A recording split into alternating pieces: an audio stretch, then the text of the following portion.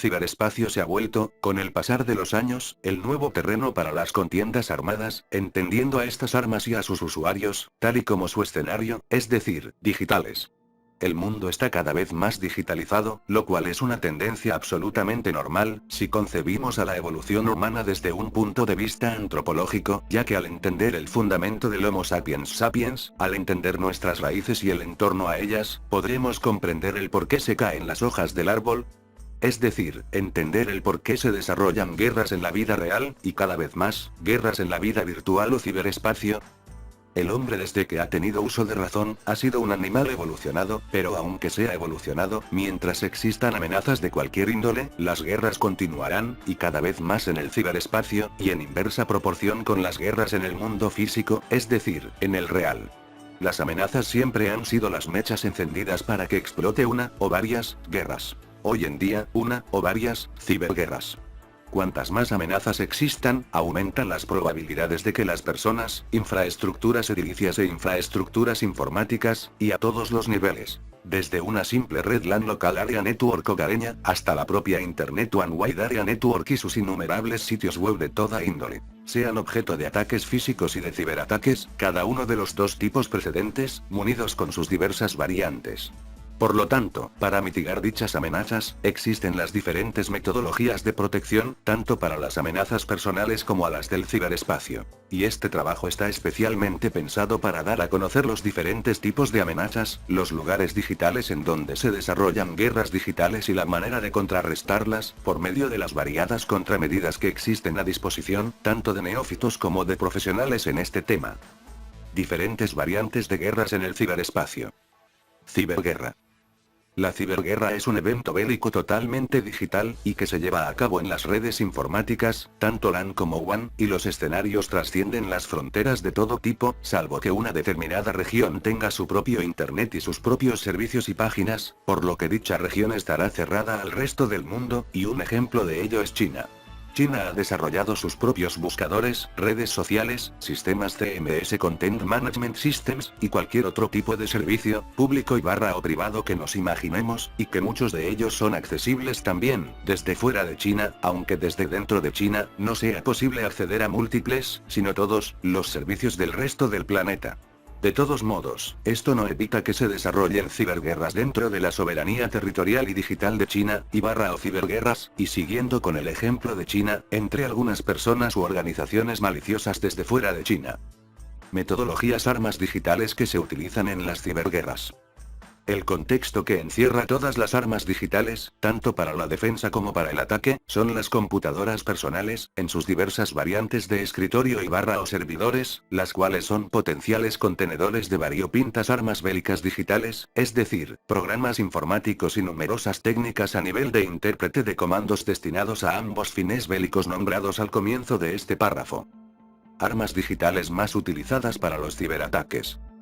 Virus informáticos. Son algoritmos fundamentalmente programados con un objetivo malicioso, como el de inutilizar algún sistema corriendo dentro de una PC, como inutilizar el propio sistema operativo, e incluso, llegar a dañar físicamente el hardware que lo ejecuta, pero, el virus, no daña el hardware directamente, sino que lo hace a través de infectar, o agregarse a otro código ejecutable, tal como en un driver de disco rígido por ejemplo, y es en este momento en el que el driver de disco comienza a funcionar bajo los mandos del virus, y dicho driver, que administra el disco rígido, en su mal funcionamiento bajo la influencia maliciosa del virus, logra que el disco rígido comience con un comportamiento errático constante, de tal manera de aumentar su temperatura, acelerar la velocidad de rotación, cambiar parámetros de movimientos de los cabezales, y un gran etcétera. Por lo tanto, traslademos este comportamiento, basado en el ejemplo precedente, del virus infectando a un driver correspondiente a un determinado hardware, a una parte vital de una industria de fabricación de cualquier tipo, o bien, de una planta nuclear, y como las bases del accionar del virus es el mismo que en el ejemplo del disco rígido, una industria podría ser afectada enormemente, y ni hablar una central nuclear. Y no nos olvidemos que los virus informáticos tienen la capacidad de autorreplicación y de propagarse hacia todo lugar informático en donde pueda tener acceso, y allí se adhiere a otro programa, ejecuta su trabajo malicioso, se replica, y continúa, hasta que el sistema informático termine sucumbiendo, si no se toman medidas preventivas antes de la infección, y o de limpieza por medio de antivirus, luego de la infección. Virus informáticos complejos para ataques industriales. Estos tipos de virus funcionan de la misma manera que lo detallado en el punto anterior, pero son especialmente diseñados para un objetivo específico, alejándose, en cuanto a su concepción, de los virus convencionales. Un ejemplo de estos virus son el Stuxnet y el Flame. Worms informáticos. Estos programas o algoritmos maliciosos son los llamados worms o gusanos, un tipo de malware, los cuales, a diferencia de los virus, no son dañinos en lo relativo a corromper programas y hasta el hardware, sino que están concebidos para esparcirse por cualquier red LAN y /o WAN, y dedicarse a utilizar tanto ancho de banda como le sea posible, aumentando el tráfico de la red de manera considerable, y por lo tanto, los sistemas que por ella deberían funcionar con un rendimiento acorde al ancho de banda además de la configuración de los servidores en los que están alojados, terminan degradándose, y en el peor de los casos, dejando de funcionar. Bots informáticos. Estos programas son muy similares a los worms o gusanos informáticos. Se transmiten por cualquier red infectada y su objetivo es realizar una especie de ingeniería social automatizada, como capturar las pulsaciones del teclado, robar credenciales de acceso a sistemas cliente y /o sitios web, generar ataques de DDoS de negación de servicios, robar información relativa a las finanzas de una persona física y /o jurídica, generar backdoors para la entrada de nuevas vulnerabilidades y para la comunicación con la botnet servidores de los bots con diversas ubicaciones, tanto internas como externas al sistema atacado, encender la cámara web y el micrófono para capturar imágenes faciales, patrones de movimiento y de voz, etc., siendo este tipo de amenaza muy difícil de rastrear y /o conseguir que sea detectado con inmediatez. Adware. Un adware, o software destinado a la publicidad, son básicamente algoritmos destinados a hacer diferentes tipos de publicidad dentro de un sistema de escritorio y /o web. La mayoría de las veces, son publicidades no requeridas y no adaptadas al cliente, pero no contienen software malicioso, pero, en estos días en los que vemos un fuerte aumento de la digitalización de las personas físicas y /o jurídicas, existe una probabilidad en aumento de que los adware maliciosos tengan mayor proliferación y actuación dañina en los sistemas en los que se ejecutan. Muchos de los adware son software dedicados al espionaje, y al cambio sin permiso de las configuraciones de los sistemas de los usuarios. Para evitar el adware, tal como las demás amenazas, es prioritario el descargar, o bien usar, los programas de escritorio y /o web, desde lugares calificados formalmente como seguros. Ransomware. Este tipo de amenaza está diseñada especialmente para secuestrar datos y pedir dinero a cambio de su devolución. El secuestro de los datos, no es el extraerlos del lugar en donde estaban, sino que el encriptarlos mediante una clave fuerte y bits de encriptación muy fuertes. Luego de que los datos se han sellado y solamente el dueño del programa ransomware tiene la llave de apertura para la devolución de los mismos, dicho creador de esta amenaza solicita un pago por el rescate de los datos secuestrados. Si el dueño de los datos realiza el pago, el dueño del ransomware o secuestrador de datos, envía la clave, o bien el procedimiento para desencriptar los datos secuestrados. En este tipo de amenazas, se suelen utilizar monedas no rastreables o criptomonedas. Inyección de SQL. Esta metodología maliciosa de intrusión, se fundamenta en el aprovechamiento de las vulnerabilidades de un determinado software, el cual utiliza bases de datos administradas por motores del lenguaje de 4 generación denominados SQL, Microsoft SQL Server, MySQL, PostgreSQL, etc., y al tener un determinado sistema web o de escritorio, algún tipo de vulnerabilidad como por ejemplo, no controlar, mediante algoritmos para tal fin del mismo sistema, los formatos de los datos ingresados por usuarios en los campos a través de las cajas de textos o textbox, este procedimiento de inyección de una consulta SQL con objetivos maliciosos de modificación, eliminación y /o robo de información logra ingresar o tener acceso al sistema SQL subyacente y realizar una consulta maliciosa, tal como lo haría el sistema comprometido, y es en la vulnerabilidad de los sistemas de escritorio y /o web en el lugar y el momento en el que las inyecciones de SQL tienen éxito, y no así, en los sistemas de SQL propiamente dichos. Inundación de pings. Esta metodología de ataque consiste en generar tantas solicitudes del comando ping como sea posible, y desde la mayor cantidad de usuarios atacantes que estén en el contexto de una ciberguerra. La inundación de ping, o bien, el aumento exponencial de envíos de paquetes ping, hace que el sistema objetivo realice una denegación de servicio DDoS en el mejor de los casos, como método de autoprotección. En caso de que el DDoS no se dé, ocurre una degradación del servicio que está recibiendo los paquetes IGM, que son los paquetes generados por el comando ping, pero, a la larga, ocurrirá la DDoS. Debo aclarar que los ataques de DOS no solo se logran a través del comando PIN, sino que también cualquier otro tipo de petición hacia el sistema objetivo del ataque, como ser escribir su nombre de dominio repetidas veces, por parte de un algoritmo, y por varias miles de personas al mismo tiempo, para que el DOS se realice, ya que no basta con que una o 10 o 100 personas que utilicen un software generador de peticiones web para hacer caer a dicho sitio, sino que bastan miles de personas realizando el mismo ataque, al mismo dominio www.midominio.com cientos de veces por segundo por cada una de esas miles de personas. 100 personas con dicho programa no pueden hacer caer un sitio web. 5000 personas, quizás sí lo hagan. Pero, de seguro habrá potentes y costosos servidores, los que, a mi juicio, podrían simular X cantidad de personas ejecutando dicho software generador de y cantidad de pings y barra o peticiones web, en donde X como y podrán tener valores de miles a millones, dependiendo de la infraestructura del servidor y de la banda ancha a la que esté conectado.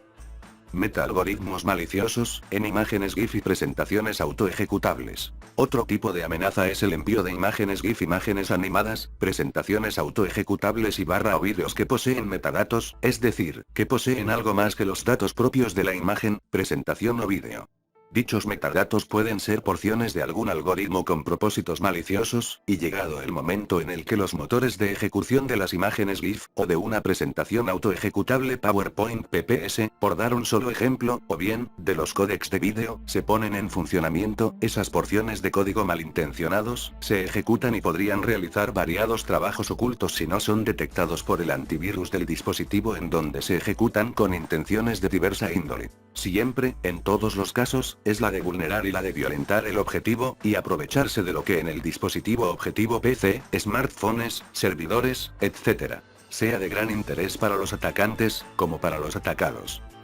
Cookies maliciosas. Este tipo de amenazas, si bien son detectadas muy fácilmente por parte de los antivirus, al igual que los precedentes, son pequeños algoritmos que portan algunas páginas web, y que suelen pedir permiso de descarga de cookies, y si los sitios web que descargan las cookies son de dudosa procedencia, se recomienda no aceptar las cookies, y si por algún motivo estas fueron descargadas sin preguntarle al usuario, sin pedirle permiso de descarga de cookies o uso de cookies, y a esto se suma que el antivirus no ha podido detectar dicho algoritmo malicioso, se torna urgente el actualizar o cambiar de antivirus, y luego realizar un chequeo completo del dispositivo, por medio del antivirus, para asegurarse de que no existan cookies maliciosas, y solamente queden las cookies de sitios web confiables. Phishing. Esta es una técnica de ingeniería social, en la que, como su nombre en inglés lo indica, pescando, a través de la suplantación de identidad. Es decir, el que utiliza el phishing, se hace pasar por otra persona u entidad, con fines directamente relacionados a la ayuda humanitaria, a la ayuda de personas con problemas oncológicos, a premios que supuestamente se ha ganado, a distinciones que les serán otorgadas, etc., con el objetivo de que el usuario que ha sido persuadido emocionalmente por medio de los mecanismos sociales antedichos y muchos más, haga clic en algún link, en donde la web a la que acceda parezca realmente alguna web reconocida, y el usuario, confiado, y sin saber que está siendo engañado, ingrese desde sus datos personales, hasta los datos de su cuenta bancaria, contraseñas e incluso, a estas alturas de la digitalización, millones de personas siguen siendo engañadas de este. La defensa para esto, es saber ver más que lo que indica el proceso del phishing en acción, como por ejemplo, si la página a la que se accede es idéntica a Mercado Libre, se debe ver siempre que el nombre de dominio diga www.mercadolibre.com.ar, y no www.mimercadolibre.com.ar, por poner un ejemplo de variante sutil de nombres de dominios. Ingeniería social. Esta amenaza se asemeja al espionaje hecho personalmente, ya que, para averiguar los talones de Aquiles de las personas físicas y barra o jurídicas, es necesario indagar en todo cuanto sea posible, en cuanto al objetivo seleccionado. En este sentido, se suele indagar en la basura, o bien encontrarse con el objetivo y hablar sobre temas propuestos por el atacante, como por ejemplo, alguna oportunidad de negocio, y mientras hablan de este tema, el futuro atacante hace ciertas preguntas al futuro atacado, y obtiene información directa, la que utilizará luego, junto con la información obtenida al revisar, reiteradas veces, lo que el objetivo arroja a la basura, para concretar el ataque o el acto malicioso que sea, o que el atacante tenga en mente. Tracing. Respecto de la ingeniería social. Ataques de denegación de servicio 2. Los ataques de esta índole, llamados de denegación de servicio 2, por sus siglas en inglés es similar a la inundación de pings, ya que se envían miles, y hasta millones, de paquetes HTTP, IM, etc., hacia un determinado objetivo, para que éste se cierre a sí mismo, es decir, deniegue el servicio que estaba prestando, como puede ser una determinada web de trámites gubernamentales, quedando no disponible para dar servicio a las personas físicas que desean realizar trámites en dicho sitio web de ejemplo. Cada sitio web posee uno o más firewalls, o cortafuegos, con el objetivo de filtrar todo intento de acceso malicioso, lo cual dañaría los sistemas del sitio web y de la red LAN en sí misma, los que se ejecutan detrás de dichos firewalls. Y son estos firewalls los que determinan cuántos miles o millones de usuarios pueden ingresar de manera concurrente en un determinado intervalo de tiempo. Y si el anterior umbral es sobrepasado, el acceso al sitio comienza a degradarse, el acceso se torna más lento, pero si dicho umbral es sobrepasado de una manera abrumadora e inesperada, el mismo firewall decide cerrar las puertas, y se cierra a sí mismo, es decir, deniega el servicio de entrada a la web que se encuentra detrás de él. En esto se fundamentan los ataques de DOS, en que miles o millones de usuarios, muchos de los cuales pueden ser simulados por medio de programas construidos para tal fin, accedan simultáneamente, por medio de múltiples peticiones HTTP acceder recurrentemente, por medio de algoritmos, por ejemplo, www.mi sitio detrás de un firewall.com a peticiones IMP envíos reiterados del comando PIN. Spoofing de DNS. La suplantación de DNS, o bien, como también se lo denomina, envenenamiento de DNS, es una técnica maliciosa de modificar las tablas de DNS, de un servidor DNS Domain Name Server, o servidor de nombres de dominio, el cual contiene las equivalencias de un nombre de dominio, como por ejemplo, www.midominio.com, con su correspondiente dirección IP. Si dicho servidor es comprometido por un atacante, y se logra modificar la tabla de correspondencias nombre de dominio IP, dicho atacante puede lograr que, cuando cada usuario que desee ingresar a www.midominio.com, el acceso sea desviado a la nueva IP que el atacante logró alterar en la base de datos de correspondencias de nombres IP. Con esto, el atacante ha generado una redirección del tráfico a un sitio web seguro, a uno que no lo es, pero que, en cuanto a su apariencia, podría ser idéntica al sitio original, www.midominio.com, y las personas ingresarán sus claves y sus usuarios allí, como si estarían en el sitio original, el sitio no malicioso, y realmente lo que los usuarios, sin darse cuenta, están haciendo aunque en la barra superior del navegador haya cambiado de www.midominio.com a www.mindomino.com, ya que las personas no suelen observar estos cambios sutiles en los nombres de dominio, es entregar sus datos confidenciales de inicio de sesión, u otro tipo de datos, a una página maliciosa con nombre y apariencia similar a la no maliciosa, y dichos datos son usados luego para que los atacantes accedan a las páginas originales, y realicen compras y otras operaciones, como si fueran los usuarios originales. Spoofing de IP. IDEMA spoofing de DNS, y suplantación de identidad. En este caso, se aprovecha de las relaciones de confianza que se realizan entre hosts de redes LAN/WAN, las cuales se basan en la autenticación por IP, es decir, una IP conoce a la otra, y por ende, cada una deja que la otra sea accedida y viceversa, pero una de esas IPs es falsa, y ha sido suplantada, y por lo tanto, si esta brecha de seguridad no es detectada a tiempo, un host de confianza de una red corporativa, podría estar accediendo a un host externo a la red, y con los objetivos maliciosos que ya he mencionado anteriormente, en los otros tipos de amenazas.